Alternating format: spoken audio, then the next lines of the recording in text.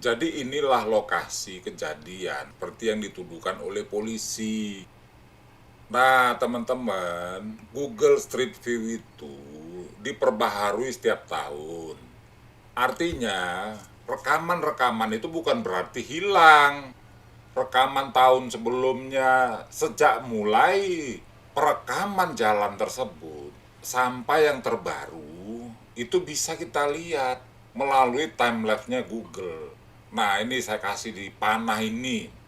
Inilah lokasi TKP yang kata polisi pada saat itu. Ini SMP 11. Nah, sekarang saya perlihatkan ini lokasinya pada bulan Juli tahun 2015. Seperti beginilah bentuknya. Masih tempat pembuangan sampah. Ini pada bulan Agustus tahun 2015. Teman-teman bisa lihat panahnya, itu ada tanggalnya.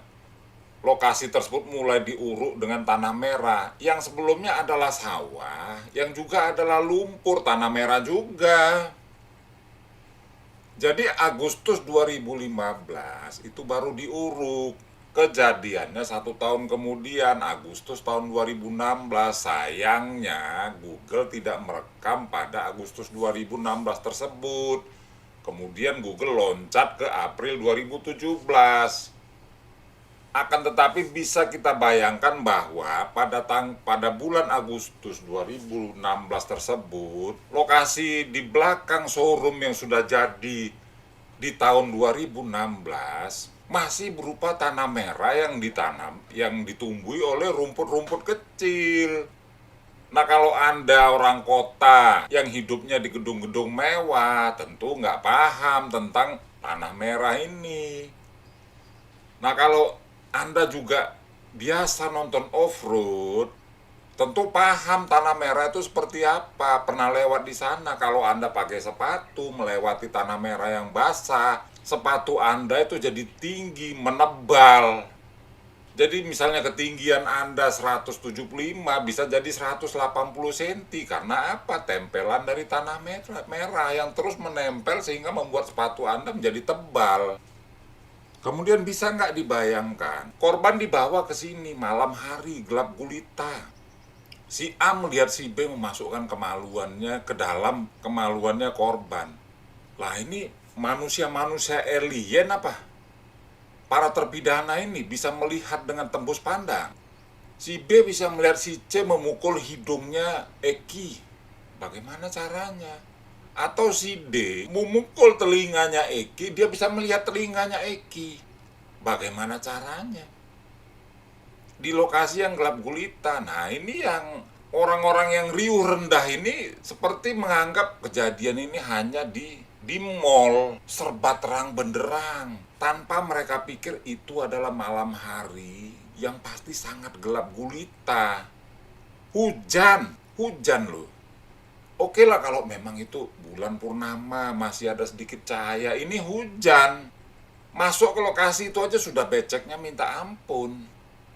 Nah, kemudian dilakukanlah pemukulan, penganiayaan, pemerkosaan di sana. Apa yang terjadi? Ketika dipukul, korban jatuh ke tanah, terguling-guling. Katakanlah korban kedua-duanya bisu, tidak bisa ngomong. Dan para pelakunya bisu sehingga nggak ada orang yang dengar. Kemudian dipukul, terjadi pemukulan sana sini, beguling sana sini, beguling, dibuka celananya. Pada kondisi yang gerimis.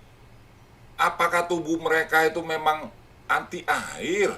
Sehingga lumpur merah itu tidak menumpul, tidak menempel di pakaian-pakaian mereka, pakaian-pakaian korban, di kulit-kulit korban, di kaki-kaki korban, sampai di rambut-rambut korban.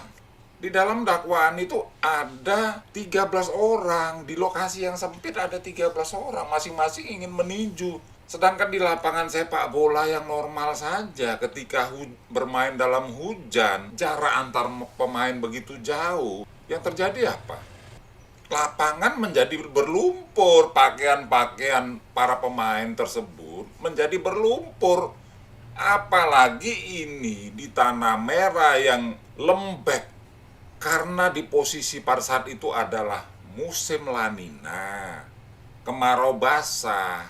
Artinya kemarau basah tuh kemarau yang gagal. Hujannya sering, La Nina, bukan El Nino. El Nino tuh tahun 2014. Maka harusnya wajah korban tuh dipenuhi dengan lumpur. Rambut korban, telinga korban dipenuhi dengan lumpur. Dan katanya korban Pina itu pakai rok pendek. Ya sudah lumpur semua dong. Di roknya lumpur, di kemaluannya juga pasti ditempeli lumpur.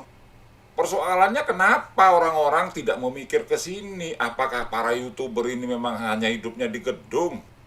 Seolah-olah di tempat kejadian perkara yang kata polisi itu di belakang showroom itu seperti lapangan basket yang diterangi pada malam hari.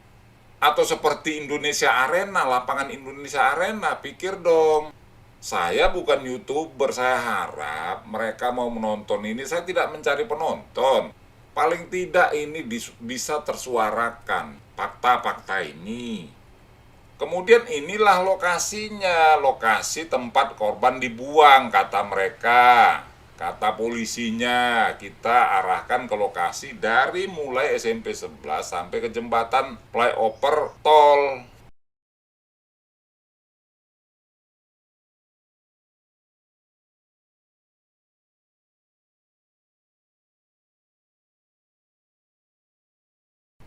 Nah, orang sibuk mencari di manakah korbannya dianiaya, di mana TKP-nya, di sini, di atas, di bawah, di segala macam.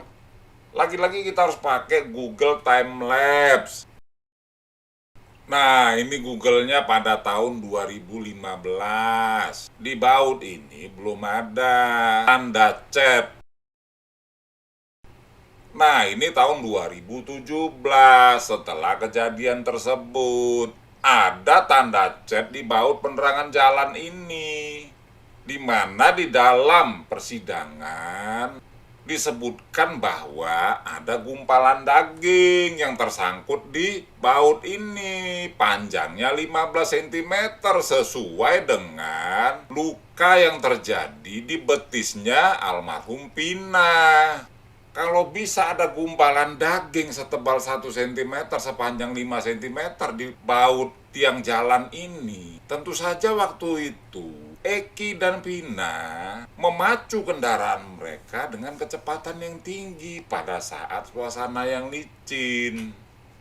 Lantas mengapa hakim tetap kekeh memutus bahwasannya para terpidana itu bersalah? Satu-satunya alasan hakim adalah kecurigaan kepada kenapa korban Eki di wajahnya itu banyak luka-luka lecet. Kenapa tengkorak kepalanya itu retak, sedangkan ditemukan Eki di lokasi kata Suroto masih menggunakan helm. Kata Supardi masih menggunakan helm. Supardi itu kepala SPKT Polsek Talun. Kata Suja yang adalah polisi juga yang bertugas di Polsek Talun pakai helm. Akan tetapi kata Muhyiddin, polisi yang dari Polres Kota Cirebon, Muhyiddin tidak melihat Eki menggunakan helm. Yang benar yang mana? Muhyiddin tidak melihat Eki menggunakan helm. Suroto melihat Eki menggunakan helm. Supardi melihat Eki menggunakan helm. Suja melihat Eki menggunakan helm.